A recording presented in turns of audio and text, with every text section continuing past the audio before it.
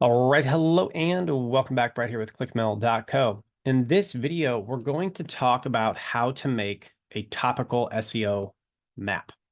And so I'm going to share my screen. Let me pull this up right here first.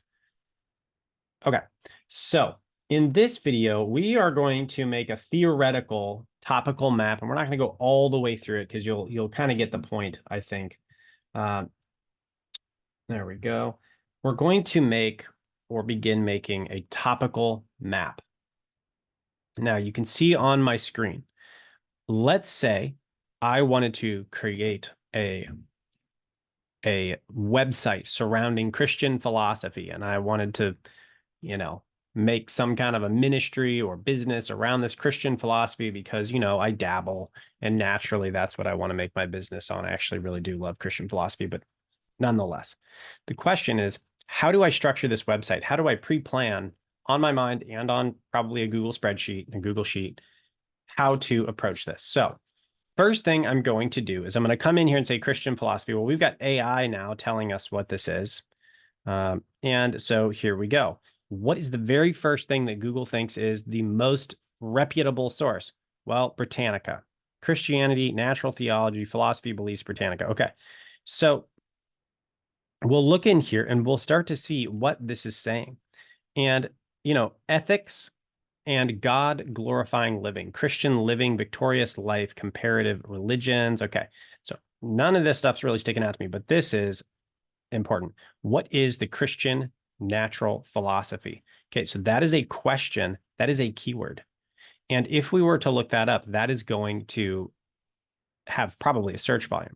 But notice what philosophy influenced Christianity? Oh, interesting.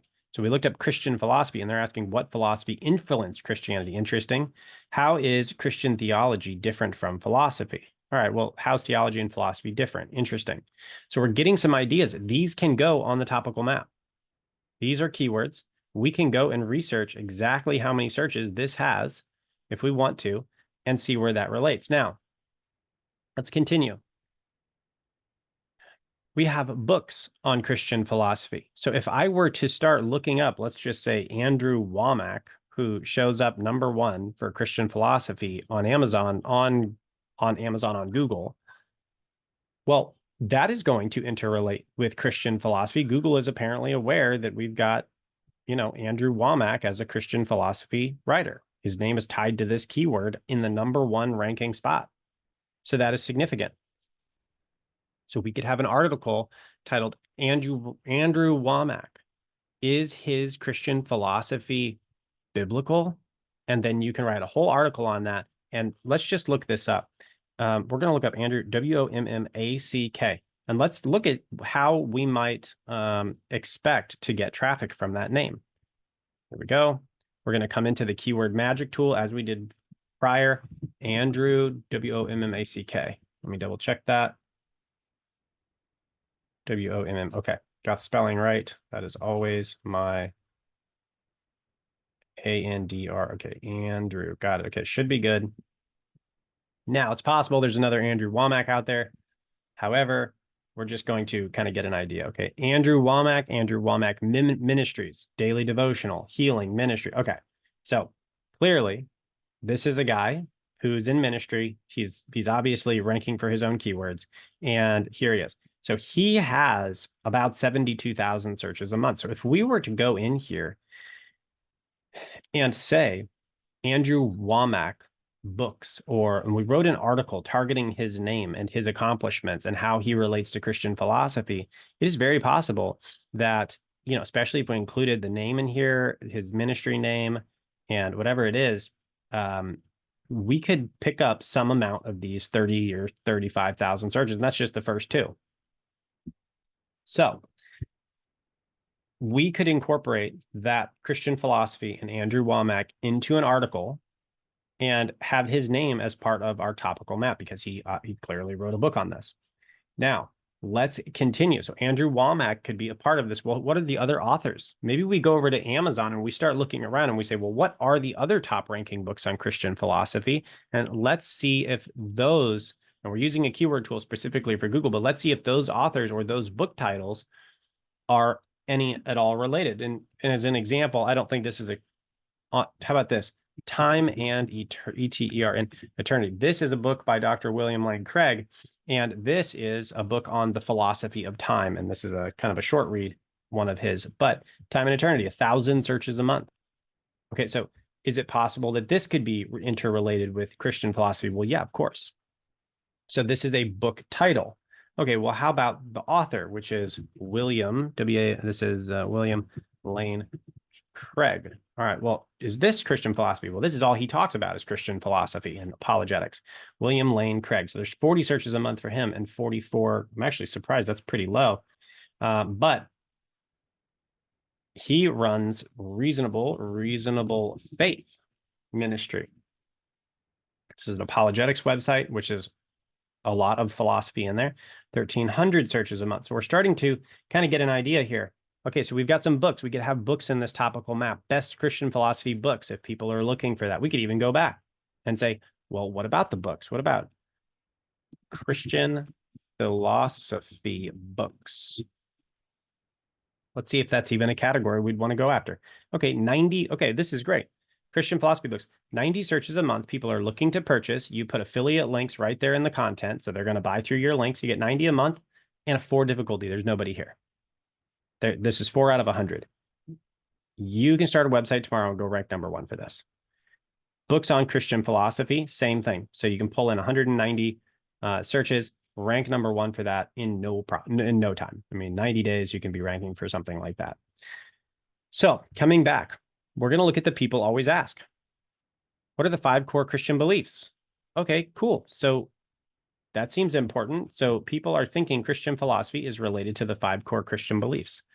I assume I know what that is, right? Jesus Christ was fully man and fully God. He died for our sins. He, rose again on the 3rd day, and he ascended into heaven. So we've got the 5-fold beliefs. That's almost kind of theology. Oh, and that's not it. Uniqueness of Jesus, he's one God, necessity of the cross. Oh yeah, this is it. Okay, second coming, inspiration. Okay, so a little different than what I said. Either way, we can have an article on this. What is the life philosophy of Christianity? I don't know what that means, but I assume it's going to talk about what Christianities believe about the meaning of life. What is Christian natural philosophy? Truth. What is truth Christian philosophy? What are the 7 principles of? Okay, so all of these go on the topical map. And we just start chasing down these different strands of things. Wikipedia, probably going to give us a great idea. It's going to give us a bunch of categories in there. And the goal is to take all of these and categorize them according to whatever the subject is. So you notice we got more books, Christian philosophy PDF, Christian philosophy and education, Christian philosophy examples. So we just start tracking all of these. And what we would do is we would put them in a Google Sheet. And I don't have a Google Sheet pulled up, but the way we would do this is we would create a keyword plan in a Google Sheet. So we're going to go to sheets.google.com. I'm just going to pull up a Google Sheet here and whatever comes up. Here we go. Okay. So when we get in here, we're going to say category. Let's say written, hosted, category. Okay, because we want to know the category, because one topic can have many categories under it or a few. How many categories should you have? Is exactly as many as you need and no more. Okay, so we don't want to have unnecessary categories. We want Google to understand it. But, the philosophy of time is different than the philosophy of free will. Those are very different subjects. So category, then we want the keyword. I'm just going to put KW. We want the search volume. We want the keyword difficulty, KD. And then probably the URL that you put it on your website. Now, of course, you can add columns as needed. And I'm probably going to bold this whole row here. And then what do? We start getting those and carrying them over and categorizing them and saying, well, I think this one is, Christian, philosophy of time. And this next one is, and you're putting the search volume, you're putting the keyword difficulty. So you have a very targeted list of words and phrases that you can start choosing from to go after. And you can, make some strategic choices on which ones to target first. So you get the most traffic the most quickly. Okay, so coming back on this topical map, I'm going to come back here. So we've started looking at this, and now what we're going to start doing is we're going to start following where these different things lead. So for example, what happens if I follow, what is the life philosophy of Christianity? What is truth Christian? What is 7 principles of, okay, let's just go here. 7 principles of Christianity. And what happens? Oh, come on. There we go. I'm going to copy this and I'm going to search this. Where does this take me? How does Google see this interrelating with the last one? And I'm going to do it again. And I'm just going to keep doing this until I start getting a really clear high level picture of what Google thinks this is. Now, notice this links out further. What are the basic principles of Christianity? What are the 7 major doctrines of Christianity? 4 rules of Christianity, 7 basic life principles. Okay. So we start until we get 2 searches that aren't related to Christianity. Like here, what are the 7 basic life principles? Well, I don't know if that's Christian or not. It doesn't say it in there, but it may be, and I'm not aware of it. So maybe we need to look there. Now, another way we can get access to this subject, I'm going to show you 2 more strategies. Well, you know what? We'll end it here in this video. So this is the beginning of making a topical map. And the way we did it in this video is by searching Google and kind of looking at books on Amazon as well. We've got that kind of lumped in there. Okay, so now in the next video, we're going to look at how to use a different tool called Answer the Public to help us to further understand the topical map that we're creating. So I will shorten this video and I'll see you in the next one where we're going to answer the public. God bless.